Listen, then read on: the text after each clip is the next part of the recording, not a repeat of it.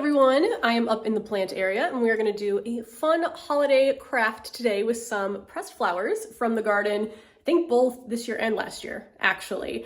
So I'm going to make some holiday cards. I actually haven't ever sent out holiday cards as an adult, so I am really excited. I want to do this now starting kind of annually for a few different reasons. But first, I've realized over the last few years how much people appreciate cards in general. So we had a friend who had a baby, it's been a while now, at least like, I don't know, 6 to 8 months ago. And we sent them just like a regular card that we picked up at the store. And when we saw them next, they really thanked us, like more than we expected, because they mentioned like nowadays, usually people will text, which is still nice, but to actually like get surprised by a card in the mail was really nice. So since then, I've just tried to send out cards more often in general. And then specifically, I've been making birthday cards to my friends with the pressed flowers. And they really like it too, and they actually like save it and display it. So I think making something, with flowers from my garden that's more personalized will be a great option for the holidays this year. Now, growing up, we did send out cards annually, and my mom, I don't know if anyone else ever did this before, but what my mom would do is she would find a Christmas card with a child on it, roughly my age, and then we would recreate that card. So we would send out the original card with a photo of me in it. I think I have some photos here that I can pop in to show you what I mean. And it was something I enjoyed doing when I was younger and then when I was like an older teen, but I'm pretty sure the like puberty years, I didn't have quite as much fun. So I think just as an adult, I just kind of never really got back into it until now. And then my husband's family, they never sent out holiday cards either. So it's just kind of something that I think we're starting to do on our own. So let me show you what I'm going to use to make these cards. First off, I'm going to need my pressed flowers, and I got this, I think it was technically a jewelry box. Is the top open? I can't remember. No, so it's all just drawers, but I saw someone I follow on Instagram stored her pressed flowers in something similar, but what she had was from Amazon. And I always feel like if I can find something that is like old and cool at a thrift store for something that I'm going to display and hold on to forever, then I would love to find something, at an antique store or thrift store. And in general, even though items at those types of stores, like there can be expensive items, what I typically find are items that are better quality and cheaper. So this was under $20. I got it from a thrift store in Starved Rock area, but I also have a lot of thrifted items in here. So maybe I'll put together a video of like just the items I've thrifted over the years to use for garden or plant related things like this, this, this. So I'll put together a video going through that. I absolutely love going thrifting and antiquing. So what is in here, if I open it up, should really use 2 hands for this, are then these, I think they're technically photo storage holders. I know most gardeners use them for storing seed packets. I also use them for storing dried flowers, and I've tried to have them separated by color as best I can just to make it easier to find what I'm looking for. So I am going to pull out all of those. And then I'm also using Mod Podge, which I just have on hand. And then this is what I got for the cards. So this is cardstock, and it's just like one piece because most of the people I know with holiday cards will put them like on their fridge. So that's why I wanted to do one piece, and I chose cardstock because I've gotten like regular, maybe slightly thinner cards, and putting the Mod Podge in the flowers does make it curve a bit. I did a test run that I'll show you, and it does like slightly still curve, but not as bad as the other material. And then I got just some green envelopes. I thought that would look really nice together, kind of the like neutral beige tone of the cardstock and then the green of the cards. Now, something I like to do whenever I'm doing, I don't know, anything craft related or even just reading a book, I grew up where, and I think a lot of people probably are similar too, where if there was something that was nice, like nice dishes, for example, they were barely ever used or not at all. So I'm in the mindset of using the nice things, kind of making even the day-to-day tasks that you're doing a little bit more exciting. And I never really had a phrase for that. And I think the best way I've ever heard it is from Laura from Garden Answer, who calls it romancing the ordinary. And I think that's a perfect way to describe it, because I might just be doing something like, Mod Podging flowers onto a card, but let's make the experience a little bit more fun. So to do that, I'm just gonna add in, I'm gonna light some candles. a scented candle too for Christmas. I would normally put on like Christmas songs right now as I was going through this, but obviously with the video, that would make it harder to hear me. So I'm not going to do that, but I'm gonna gather up some stuff to like lights and candles, just make it like a nice little environment, get my pressed flowers out, and then we will start decorating. Look at this candle that I got from my mom. I don't know how old it is. It must be really old, and kind of another example of like not using the things that you have, but it has a little cardinal on it. So it's definitely for Christmas. So I'm gonna light this one. Going to light this one. So I got more candles from Rosy Rings, which I had in my like planter garden lovers gift guide. I am lighting these now, so I'm excited, but I took advantage of the Black Friday sale. And this one is either, I have a citrus garland and then a something apple. Well, with the apples on this is probably the apple one. So I'm going to light that as well. I'm using underneath it just a thrifted plate.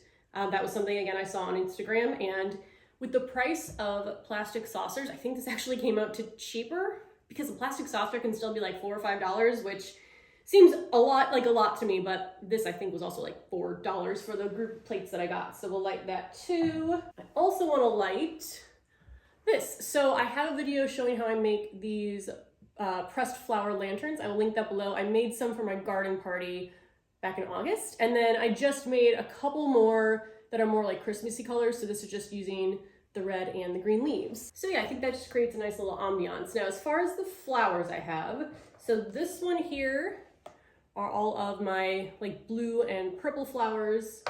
I have a whole thing of yellow. I have one of red, and now the red, these are much more red when they are fresh on the plant. These do deepen up quite a bit, but I still really like them. I just got this fall some black pansies and violas, so there's some in here that I don't think I'm gonna use on these cards, but I really like those. And then this is kind of like creamy, more neutral colors in here. And then the last one, which I realized I need to do a lot more pressing, is of leaves. So some of these are darker. These are from one of my hydrangeas. And then I have some ferns and some ivy, but I definitely noticed that I tended to forget about foliage and only press flowers. But I really like having especially the green color, which I don't have a lot of. And when I'm making holiday cards, I probably do want a good amount of green. So we have family and friends who celebrate both Christmas and Hanukkah. So for the holiday cards that are going for the people that celebrate Christmas, I do want to use more of like the red and green, probably some of the white neutral. And then for Hanukkah, I'll probably use more of like the blues and the neutrals and make it just more like holiday themed and less specifically Christmas themed. So that is my plan. Let me show you the one I already did. So I mean, again, it's pretty simple. It's just Mod Podging these and sticking them to the cardstock. You can see here how much it's curved. So not too terribly. When I did the cards that were more, just a thinner material, like regular paper, not like printer paper, slightly thicker than that, but like what you think of regular card paper, that was slightly thinner than this. So it did curve more than these are. So the thicker, the better, obviously. And then I'll write my message on the back. One thing is, I don't really like my handwriting, and I don't think that is like me being hard on myself. I just don't have pretty handwriting. I'm also left-handed, so I tend to smear it.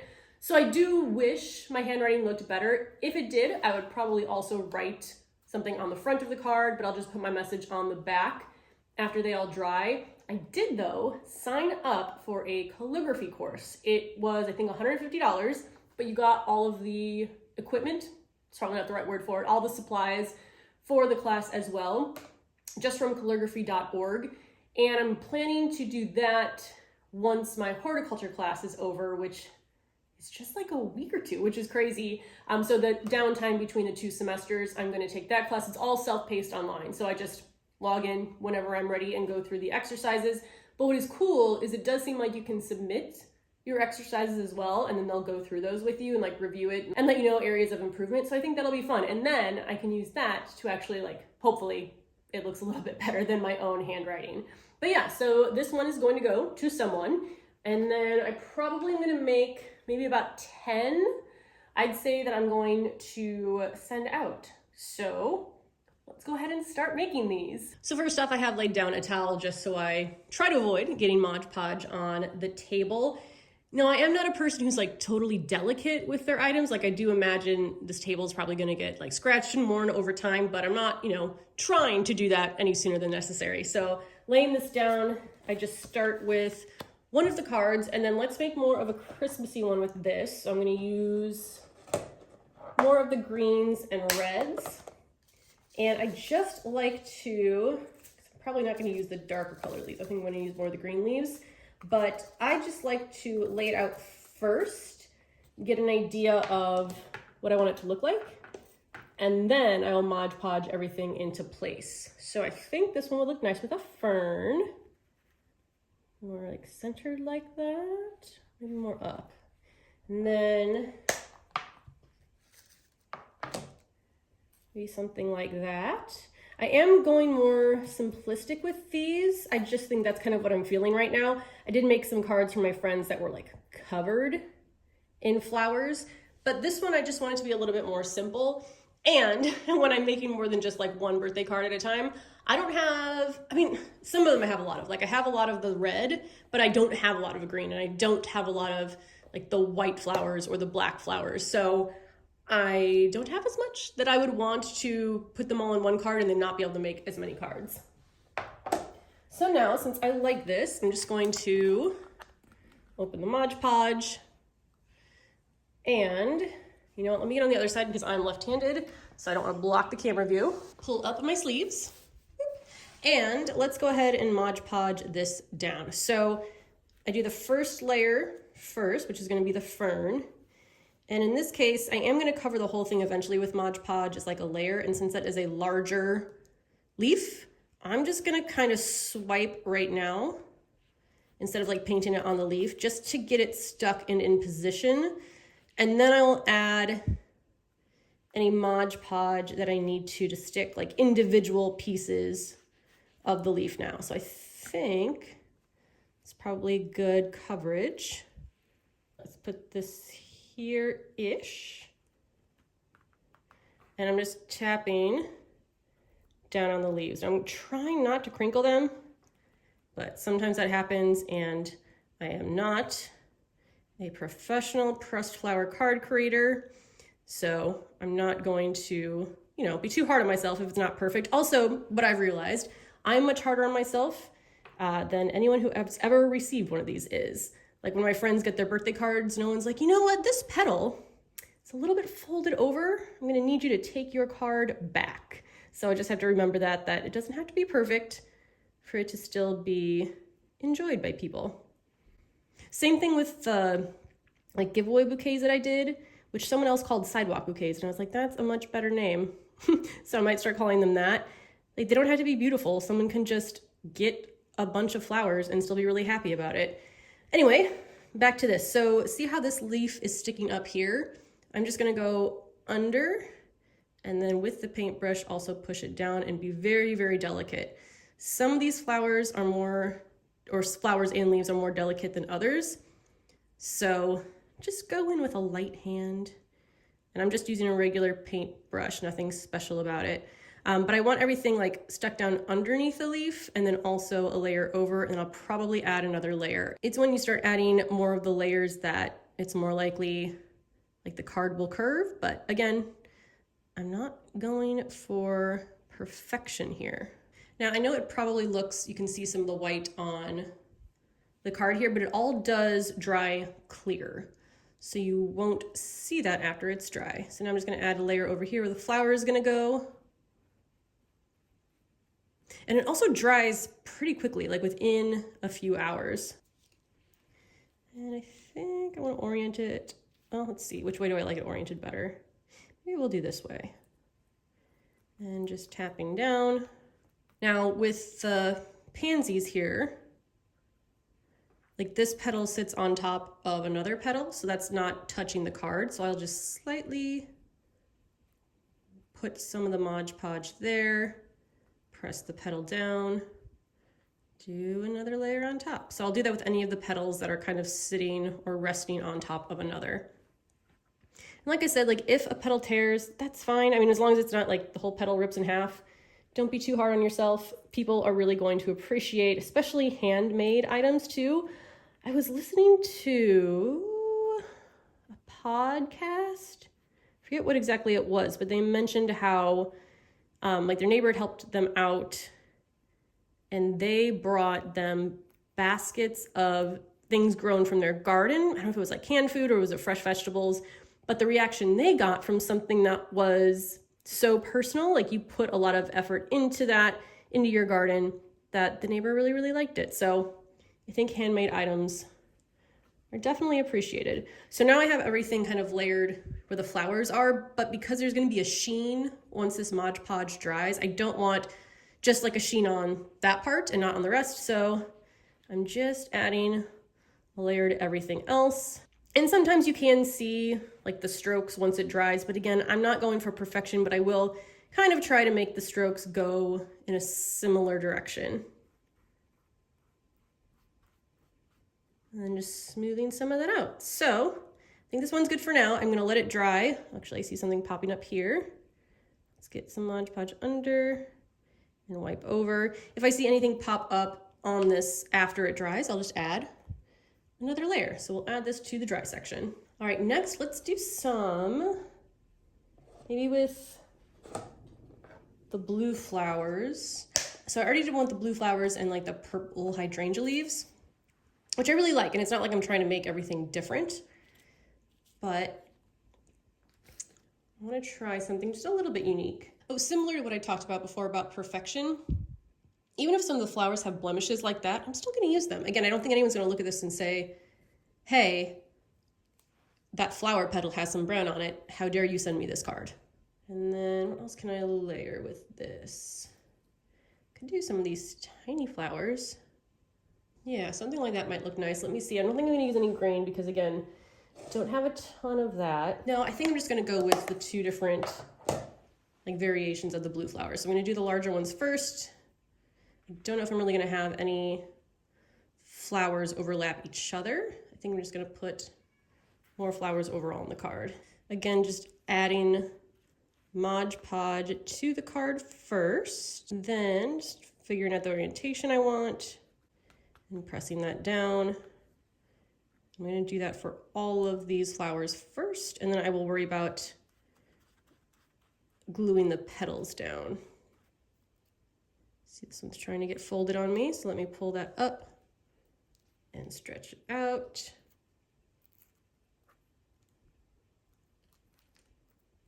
All right, that's the best that's going to be. Again, not worrying about the imperfections. I really like how this is turning out. So now that I have these in place, I'll go through and make sure all the petals are coated. Oh, there's Penelope. Hi, Penelope. I know. She went to the vet yesterday for her wellness. I think she's still upset with us. It's for your own good, Penelope. All right, now I'm going to add in, let's put a little layer down there, the smaller flowers.